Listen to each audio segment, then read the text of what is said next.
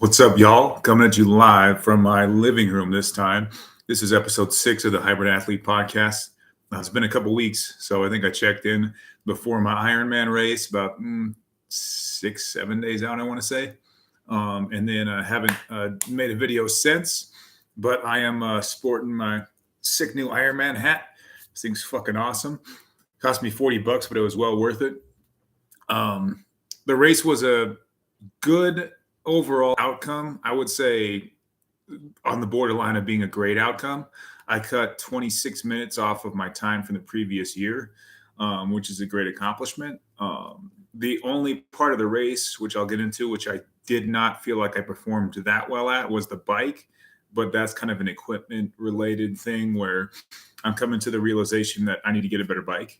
But overall, 6 hours and 12 minutes. Body weight was like, 182, 181, 182. So I'm relatively heavy for an Ironman athlete, as I am for the marathon, which I ran in May. But I think preparation was solid, no regrets. I went to bed. I didn't take any caffeine in on Friday for the whole day. So that really helped me sleep good on that Friday evening. I went to bed on Friday night at I think 7:45 p.m. I laid down and I was asleep by 7:50, 7:55. Woke up at 3:45 in the morning, got ready, went up to Boulder. My bike was already checked in, so I checked into the race check-in to transition area where we come out of the water and then go out on the bikes. So nice thing about Boulder is the transition area is pretty well organized. There's kind of a loop.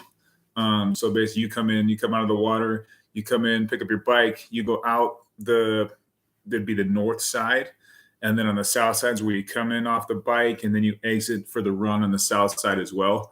So everything was really well organized. Anyone who's considering doing an Ironman, I would recommend Boulder, as long as you're okay with the altitude. The difficulty of the race, I'm not going to say it's an easy Ironman, but it's the only Ironman that I've done, so I can't really speak to other ones. But I would say the hilly bike makes it a challenge. There's a fair amount of elevation change, but I would say the run was relatively not as hard as it was last year when there was cycling back and forth on gravel road to and from the reservoir side. So this year is structured a little bit differently. Just 2 loops, so 2 loops both on the bike, and then 2 loops both on the run, 2 6.55-mile loops. So time-wise, I did a 39-minute and 40-second swim, which I thought was pretty good, given the fact that I was trying to navigate through traffic and get around a bunch of people. It was kind of crowded. I lined up in a finish time that was like 46 to 50 minutes. So you do the math, I'm 10 minutes faster than, 6 to 10 minutes faster than what I lined up at. And the challenge was me just kind of getting around folks and just kind of put my head down for 5 or 6 strokes, look up, and then navigate and maybe zigzag. So in a 2,000-meter course, I probably swam about 2,400 meters just because I was back and forth a fair amount. But that's, that comes with the race. I mean, it's kind of the nature of the race is, I believe 2,800 people raced that day. So you don't really get separated or have kind of a nice, open course until you're kind of, alone on the bike 20, 30 miles in. You kind of separate and find a group for the long term. But I finished the swim, came out of the water. I think my transitions I'm not too worried about them. I mean, when I'm not trying to win the race, I'm not too concerned about taking an extra minute or two just to gather myself, change my socks, get my running shoes on, my bike shorts on, etc. Make sure I got all my nutrition. I think I did a good job with my nutrition. So in terms of sodium and potassium levels, I took in 3 gel packs for the whole race. So 2 gel packs on the bike and 1 gel pack on the run. Caffeine wise, I loaded up on caffeine the morning of the race. So a couple hours before the race started, like 5:30 in the morning, I took in 600 milligrams of caffeine. Now that's a lot of caffeine, but I would say if you are not going to get a headache from it, it's only going to improve your athletic performance. So it's a vasodilator for one thing. It opens up your blood vessels and it activates a peptide that is a fat burning peptide, and it improves concentration and focus. So caffeine, long-term peptide, fat loss. There's 3 different types of fat cells. The beige ones, if I'm not mistaken, are the ones that this peptide, I think it's PEP C1, PEP1C. I'll have to fact check that. But that is in caffeine, which helps you kind of your body burn fat appropriately and be efficient in the metabolic process. Focus and concentration. Ironically, the only time I do get headaches is when I don't have caffeine. So on Friday, I was feeling kind of sluggish, kind of lethargic. Honestly, I had a headache, and I knew it was a consequence of not having caffeine.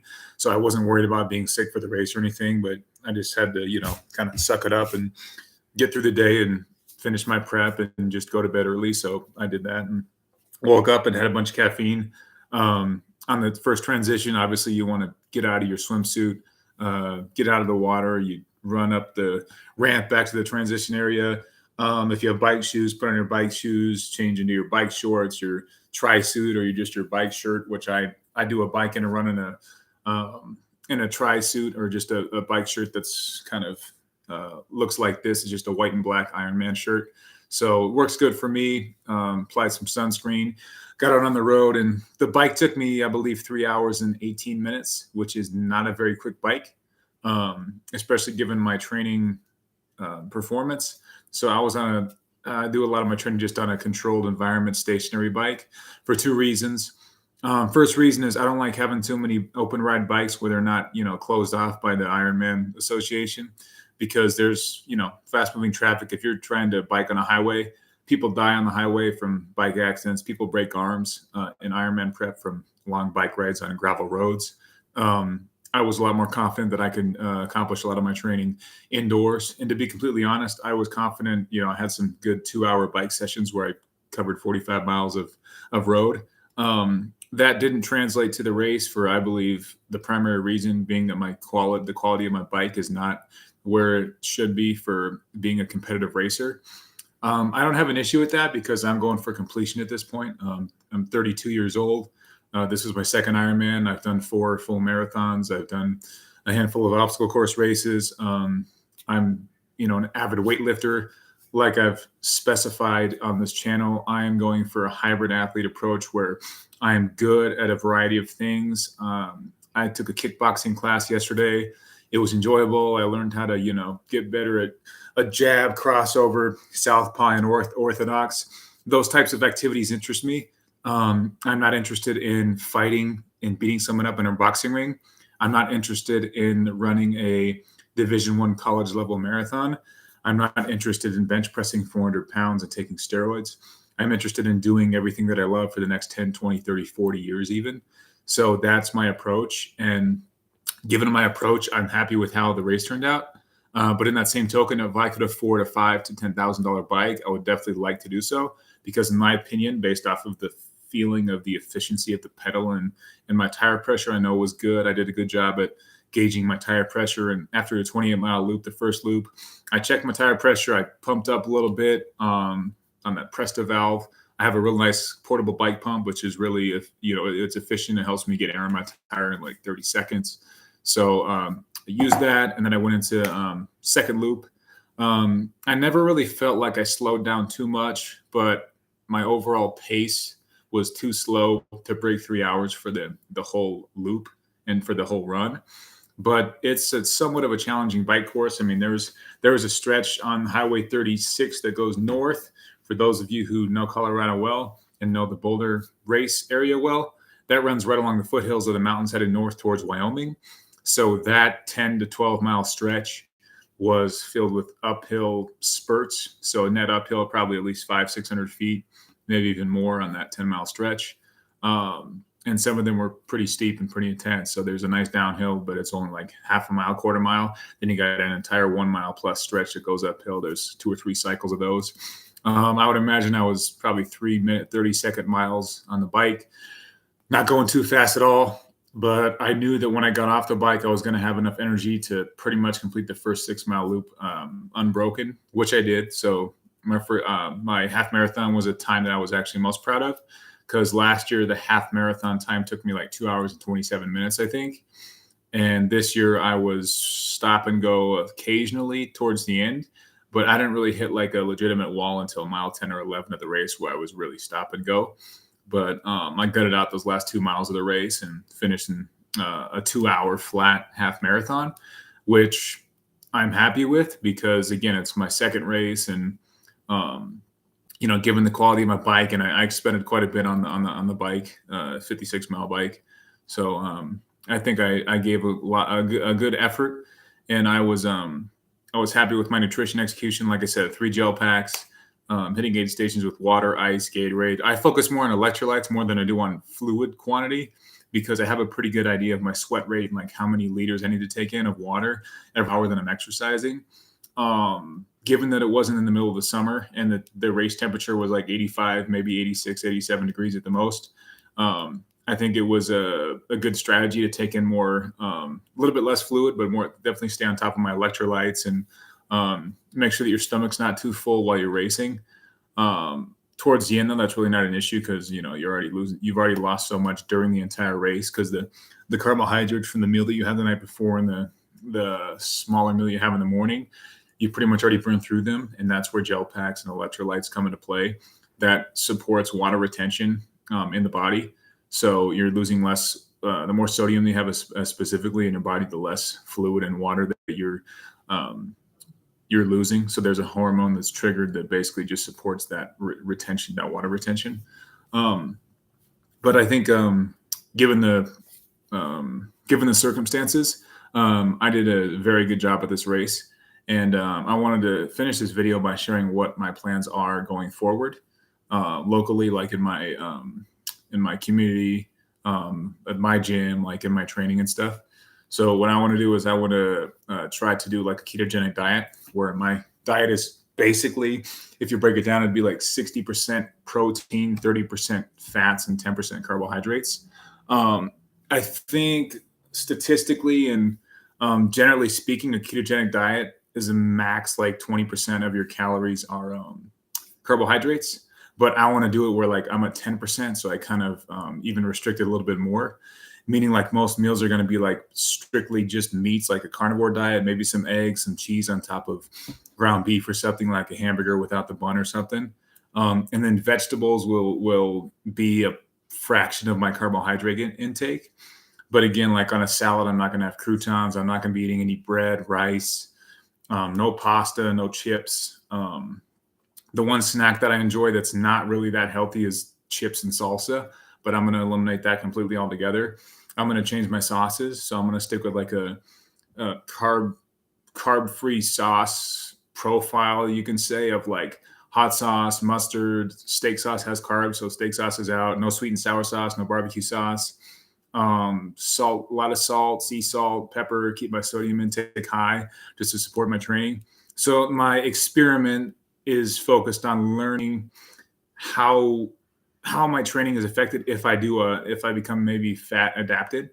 So if my body relies on triglycerides and adipose tissue to burn as opposed to glucose and glycogen in the from the insulin secretion from the liver, etc., in the bloodstream, if I change my energy source in my body mechanically and I really focus on going through the process of implementing this adaptation in my body, can I still train at a high level? Does my body composition change? Do I look stronger? Am I stronger? Do I look bigger? Am I bigger? Is my body weight changing that much? Tracking the calories, what's my calorie intake compared to what I was doing, this whole last year where my diet hardly changed at all. There was a time span where my dinner was the exact same for 15 to 20 days, meaning was sirloin steak, 2 cups of rice, a big spinach salad, and a bag of vegetables. So now that I'm changing that, I'm removing the rice altogether. Now that I'm maybe adding different meats that have a higher fat content, like ribeye steaks, like tri-tip steaks, like maybe some flank steak, even though it's leaner, I'll add that in and have that with just in maybe a slightly larger quantity, or mix it with some fatty chicken, something like that. How can I, get 280 grams of protein plus per day and then meet this ratio for the ketogenic diet of my macros and then see where this takes me and see if I can't really build my physique a little bit more. So this is more of like a narcissistic approach to my training now, is like, I don't have to worry about, taking in 5,500 plus calories a day to be able to work out for 3 hours straight. Now what I can do is I can say, okay, maybe I want to try to get a 6-pack if I can get close to having a 6-pack, or if I want to train combat sports so that I can really, build my upper body, my upper frame, and just look better and kind kind of like build some confidence in my base, like my athletic base or my training base, and see how good I can get at a few other things. Like I said, I'm not going to, I'm not trying to become a middleweight champion in the UFC or a boxing, a boxing star, but I do want to, work out in the boxing ring, hit the bag, maybe spar every now and then with someone who's not going to kick my ass.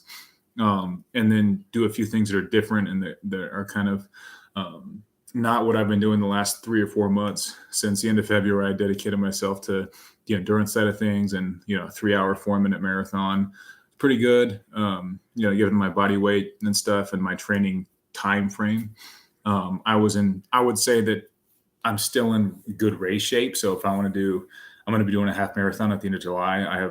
I think I'll be running enough to stay in good shape for that. But then once I get past September, I think I'm going to be falling off and going really towards kind of a bulking phase where I want to get up to like 190, 195 pounds, relatively lean, and then cut back into January, February, and do the whole thing over again next year. But I think that's kind of a good synopsis, a good report on where my head's at and what my goals are for the last half of the year of 2023. So I'll leave it at that for now. I got some work I got to do. So thank you for tuning in, and I hope that this was a productive conversation and everyone either has some ideas that are flowing in their head on what they want to do with their fitness journey, and maybe if they're looking for a trainer, they can reach out to me. The more traction I get and the more confidence I get in my knowledge of fitness and nutrition specifically, I might be providing some more services and programs and advertising for what I can do to help folks out. So I will say I'll be very cheap. So maybe I'll just charge, I don't know, $100 a month or something, and you guys can get on one of my programs. Or I could just, do virtual advice, or even maybe meet in some in-person sessions or whatever. So I think this thing's going to organically grow over the next 12, 18 months. And I think I'll have like a really nice profile, athletic kind of fitness service profile going into 2025, which is my goal. So my head's in a lot of places like web development, using my tech background, my data science, data analyst background to apply some of what I learned to new concepts like this that are in the field of fitness, which is what I love to do. So I'll leave it at that, and I'll be checking in a week or so to give an update on my diet and how it's kind of methodically transferring from a carb heavy diet to a fat protein heavy diet. I think I've done enough research so that I know it's going to be a safe diet, not necessarily what my body's used to, but that's kind of the idea, is to give your body something different. Just like how you change up your training and your body changes, maybe you change up your diet and your body changes for the better. So that's what this whole process is about over the next probably 6 weeks. So that's all I got. Thank you for tuning in. Until next time, have a good day, have a good week, and